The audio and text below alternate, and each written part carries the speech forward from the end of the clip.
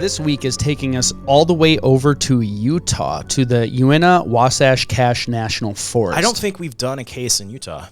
Not that I recall. I looked it up. I don't think we have. Okay, well, if you looked it up, I'm going to go ahead and say that you got it right. So this sub-location, this is the Cuberant Lake. That's at an elevation of 10,426 feet. So it's a mountain lake that they were camping by and fishing at. I looked up the highest lakes in North America, and I think the reason why this one's not counted is because it's small. Because that's really it's up there. Yeah, I mean, I looked at the list. It would be like number 2. Oh, okay. So it's just not big enough to be. Need to be bigger or deeper or something to be counted. Well, so, I don't know if I agree. I don't know if I agree with that. I didn't spend enough time looking into how there's probably a very specific subset of standards that determine if you're a lake that's big enough to be mentioned. It's probably a guy somewhere in a dingy U.S. Forest Service office that his whole job is to... He just leans back in his chair with his arms crossed and people submit lakes and he just goes, no! Smoking a cigar, just loves his authority. That is not factual. So the National Forest is 1.6 million acres. If it was a national park, it would actually be the 10th largest and larger than the Everglades. So it does make up a substantial amount of space in Utah. It looks really cool, too. Yeah, somewhere I would hike. Yeah, I would totally go there. It was established in 1906 and sees around 9 million visitors annually, according to the Forest Service. The history of the area: long before the Europeans arrived, prehistoric Fremont Shoshone and Ute Indians lived in the valleys, following the fish in the lakes and streams and the big game of the surrounding mountains. Early mountain men, trappers, and explorers began to arrive in the 1820s. With the promise of abundant wildlife, lured the trappers such as Jim Bridger and Kit Carlson and Jedediah Smith. Peter Skeen Ogden and John Weber were 2 explorers whose names have remained. Their explorations were critical to providing information used by the pioneer settlers who followed. By 1846, wagon trails were rattling down Weber Canyon from Fort Bridger, passing through present-day Salt Lake City and on their way to California. The ill-fated Donna Reed Party followed the route through Hennifer east of Ogden, where they left Weber Canyon and opened a new trail across the mountains and the Great Salt Lake Desert. A monument in Emigration Canyon marks a spot where Brigham Young, early leader of the early Mormon Church, reportedly declared that this is the place to the first Mormon pioneers in 1847. That's where he found the tablets in his backyard. Is the Book of Mormon play. Yes. That's from Trey Parker and Matt Stone. They gave an interview on that, and they talked about how the Mormons took that play. Yeah, they're like, they took out ads in the thing. It's like, you saw the play, now read the book, where the ads, like, they were actually genius marketing. The play was really good. It was really good. No one has seen, if anyone listening hasn't seen it yet, and if it ever makes it to your city, go and see it. It's really good. So these early pioneers were also dependent on the resources from the forest to build their cities, irrigate their crops, and raise their livestock. The rocks for the construction of the Mormon temple were quarried from mountain outcrops. Throughout the forest, traces of early industry critical to the pioneers can be found, such as kilns used for producing mortar and cement and sawmills. Mining in the Little Cottonwood Canyon brought new settlers to the Wasatch Front. Unfortunately, a great deal of resource damage soon resulted from overgrazing and uncontrolled fires. Watersheds were so heavily grazed, and severe summer floods occurred and regularly polluted water supplies. Timber was free, and loggers removed all the choice trees. Presidential proclamation created the Wasatch National Forest in 1906 and the Cache National Forest in 1907 to protect the valuable resources. So good thing they did that. Yeah. Or they would have overlogged everything. The watersheds above Ogden City became so polluted that a major typhoid outbreak occurred.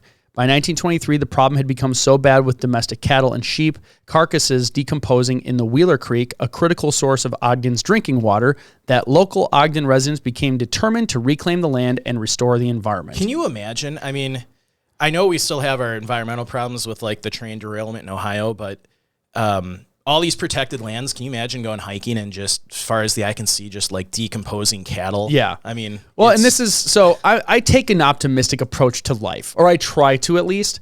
And how I look at it is, you can look at what we're doing now as terrible, the worst thing ever, or you can look at it as we're constantly getting better. Yeah. Because back then, I would say they weren't doing the stuff on purpose. They just didn't know. Yeah. They were just like, yeah, this is just what we do. Yeah. And then they realize, holy cow, we all have typhoid. We can't drink the water. Yeah. The trees are all gone. Yeah. Everything's falling apart. Maybe we should conserve this more. And then that's how these efforts started. So yeah, not good that the stuff happened, but we learned from the past. We're learning now. We're creating new chemicals and stuff that are causing problems, and we're learning, hey, maybe don't do that. Well, and it's cool to see that, if you went hiking in this area now, it's completely, it's rehabilitated, taken and it's back natural by again. nature. But yeah, I find it interesting how bad some of these areas were at the time of the forest creation. Yeah. I'm glad those times are over. I like the beautiful Yes. forests. So here's some interesting facts about Utah. In Utah, there's a town called Levin, and Levin is navel backwards. And Levin is in the center, or is the navel of Utah. So there you go. Got that going So for yeah, there sounds like that Mormon guy figured that one out. Yeah. Because of the state of Utah's high elevation and desert-like climate, its snow is dry and powdery. Hence, Utah claims to have the greatest snow on Earth. Approximately 75 million years ago, Utah was part of a landmass called Laramida. This landmass was hot, swampy, and full of dinosaurs, which makes Utah one of the best places in the United States to find dinosaur fossils. In fact, the world's largest raptor lived in Utah, known as the Utah raptor. It measured over 23 feet long, making it larger than any other known raptor. Terrifying. That is absolutely terrifying. Because let's assume it has half the ability of the Jurassic Park movie raptors. Well, that's still terrible. What's funny is, and someone probably who is a paleontologist will rip us a new one for this, but I saw a documentary that the raptors used, like actual raptors at that time were like dog-sized, and they had feathers. Okay, not like the terrifying ones. That's like the bird Park. Theory comes from. Yeah, a lot of the dinosaurs back then actually had feathers, not what you see in Jurassic Park. Yes. And, there obviously were bigger raptors, but the ones they use in Jurassic Park were not like realistic. Mm-hmm. It wouldn't be very scary if they're getting chased down a hallway by a raptor the size of like a golden retriever. Well, if they have those claws, I guess. Yeah. Those little who was the character that those little ones killed? Remember, they're like biting them, but there's like thousands of them. Yeah. So if you get a pack of dog raptors, he's the guy who plays the cosmonaut on Armageddon. Yes. Yes. I can't remember his name. Yes. And I have no idea why I know that. Yeah, because, well, don't talk about him, because last time you talked about one of your actors you like, they died like a day later. Yeah, I won't. Yes, don't even talk about him, because he's a great B-lister that I enjoy. He also was in one of the John Wick movies. Oh, you just ruined it. Probably two, I think. Yes, John Wick probably. 2. Yeah. So Utah, we'll go back to the facts. Utah. Wait, one last thing. Do Mormons not believe that dinosaurs existed? Is that one of their tenements? I have no clue. We should probably look that up. You look it up, because I thought I just hit me. That would be kind of funny that it was founded in a state that literally has the most dinosaur fossils. I'm looking it up right now. You probably dug up the tablets next to a dinosaur fossil. Utah was the site of the nation's first department store. The Mormon leader Brigham Young founded the Zion's Cooperative Mercantile Institution, or ZCMI, in 1868 in Salt Lake City. The 130-year enterprise finally shut down in 1999 when the Mormon Church sold the store to the Macy's Corporation. Wow, that's a long run. Utah is the only state where every county contains some part of a national forest. That's awesome. The location of the first ever KFC wasn't in Kentucky, but 1,500 miles west in Salt Lake City, Utah. The iconic fried chicken recipe was first served in the cafe of Colonel Sanders' friend and Utah native, Leon W. Pete Harmon. Pete was his nickname. Utah has the third most national parks of any state after Alaska and California. That's actually pretty significant because of the size of Utah relative to the other two. Yeah. Like Alaska's huge. California's huge. So the fact that it's got that many parks means, it literally is. They're everywhere. Yeah. Salt Lake City, Utah has more plastic surgeons per capita than any other city in the United States. Utah is the second driest state in the United States after Nevada. On average, Utah has about 300 sunny days a year. I want to move to Utah. All right, let's talk about the climate. So, climate info is not really readily available for the National Forest, so this is going to be the climate of the small mountain town of Kamas, Utah, which sits at an elevation of 6,486 feet and borders the National Forest to the west.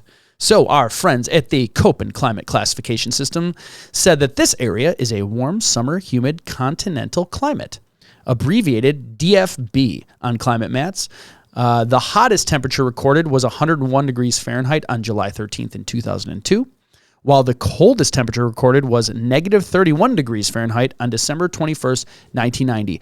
I want to move there.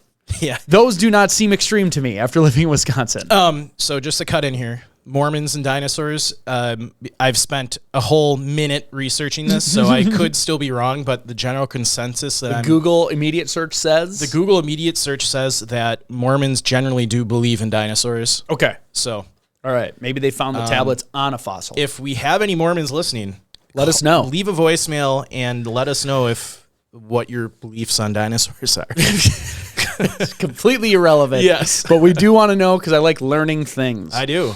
Hottest months are from May to September, where the average high temperature ranges from 65 to 84. Again, perfect temperatures. Coldest months are November through February, with average lows around 15, which is completely sustainable. Anytime it gets below zero is when I start losing it. Yes. Yearly average rainfall is 16.6 inches, and yearly average snowfall is 96.9 inches. The terrain, due to the sheer size of the Uinta-Wasatch-Cache National Forest, describing its geology is complex for the undertaking. Indeed, while the majority of the eastern and northern parts of the forest are the Western Rocky Mountain subrange, the westernmost extent of the forest is actually within the Great Basin ranges. The forest is located within the heart of most of the mountainous section of Utah, and it includes the vast majority of the mountains in and around Wasatch Front. So it's mostly mountains for most of this forest. Yeah. I'll skip through some of this because it goes into way too much detail. Interestingly, while the vast majority of the forest includes peaks that are part of the Western Rocky Mountains, including the Stansbury Mountains, actually part of the Great Basin. We said that in many ways the forest marks a transition zone between jagged peaks of the Rockies and the undulating range basin topography of the Great Basins to the west. So I can see where like those images are of how beautiful it is. It just has a little bit of everything. Yeah, it is kind of a mix. Which is awesome if you're like want to get a taste of all that stuff while you're hiking. Yeah. So some of the animals you will expect to see there: elk, mule deer, moose, mountain goats, coyote, black bear, bighorn sheep, cougars, and rattlesnakes. Now remember what to do with rattlesnake bites. We just started the show. Don't listen to us. Yeah. No. Use the new information. Use the new and seek medical attention first. Another thing, we've mentioned this in other episodes, but we don't talk about it all the time, widowmakers or trees. Yes. Falling trees and branches are an ever-present hazard when traveling or camping in the forest. You want to make sure you are not putting your tent underneath a tree that's leaning over the tent. Yes. It's more common than you think for a tree to fall, and then if a whole tree falls on you while you're sleeping, you will probably not make it. Yeah. They're big and heavy. Probably won't. Yes. Flash floods. Flood awareness can be especially critical for campers. A flash flood can happen at a moment's notice, any time of the day, any time of year. It is nearly impossible to see the water depths and the force of the current when a flash flood happens. And it doesn't have to be raining by you. No. So that's where if there's storms, uphill somewhere, you want to be wary of it. Miles away. Yes. So. Yeah, how that works is the desert ground doesn't absorb water, so it just flows freely. Yeah. Many people enjoy sleeping under the stars in developed campgrounds and dispersed areas in the National Forest.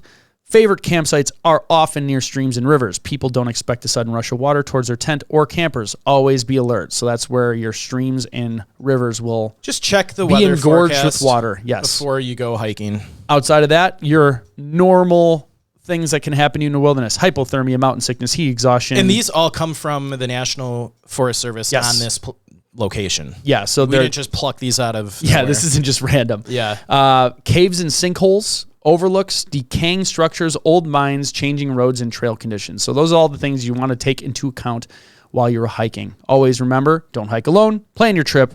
Carry plenty of food and water.